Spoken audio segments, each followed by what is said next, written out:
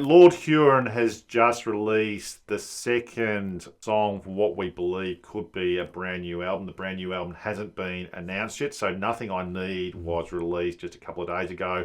There was also Who Last, which we thought was an interesting song. So we're here today to talk a little bit about what we're expecting with the next Lord Huron album. Al, good morning to you. What were your thoughts about both of these tracks? I really enjoyed it. Good morning, mate. I am absolutely cannot wait for this album to come out. It haven't been given a release date yet, but these two tracks are absolutely sensational. Let's just talk about Who Laughs Last first. I mean, it's got Kristen Stewart as these kind of speaking over the top of the film clip, which alone is a David Lynch-esque masterpiece, if you're going to ask me.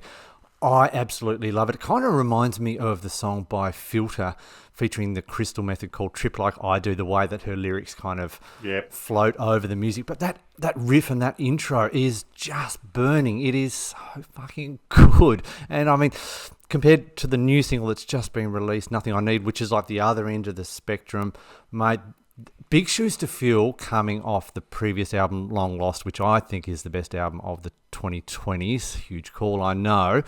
You haven't really listened to Lord Huron as much as I have been the casual, obsessed fan. What are your initial take here? What's your initial thoughts? I have really enjoyed listening to Lord Huron in the last few days. So particularly obsessed by these two tracks. So you've obviously got a country hinge to the Nothing I Need track. Very interested about the whole, I guess, the universe that they create. And I think this is almost an example of the modern band. And I think how the band seem to be not only crafting out a sort of an audio feel and an audio atmospherics, and an audio story, but they're also visual as well, very visual. So if you look on YouTube in relation to some of the sort of mini, I'll say, episodes that they have, especially with the last album, it is very, very interesting. They're almost like I'd say like an indie rock version of Taylor Swift in the sense of the sort of the breadcrumbs, if that makes sense.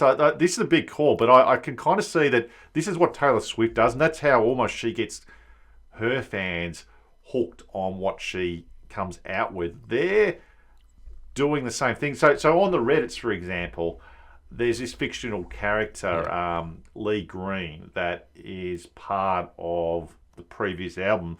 There is speculation as to whether she has reprised her role in some ways in the Who Laughs Last track. So, like, stuff like that's kind of cool, and it just feels like they've got this vision that's not only about the music, it's about a lot of other things that are surrounding it. Oh, I couldn't agree more, man. It's interesting you're going to compare Lord Huron with Taylor Swift. I just think this guy is miles ahead in terms of his the way that he can craft an album from start to finish. For me, mate, I'm going to sum this up by saying there's not many bands out there I absolutely look forward to them releasing an album.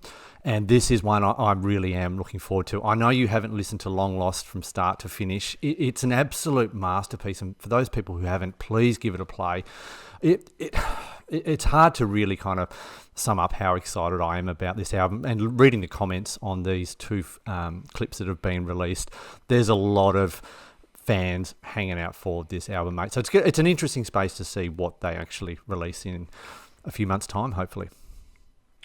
Yeah, so we're obviously going to be watching this space in relation to announcements about the new record. I'm suggesting that it will be out pretty soon, just given that there has been two singles that have just been released. So yes, we'll keep an eye out, and we will look at this brand new album once it does come out.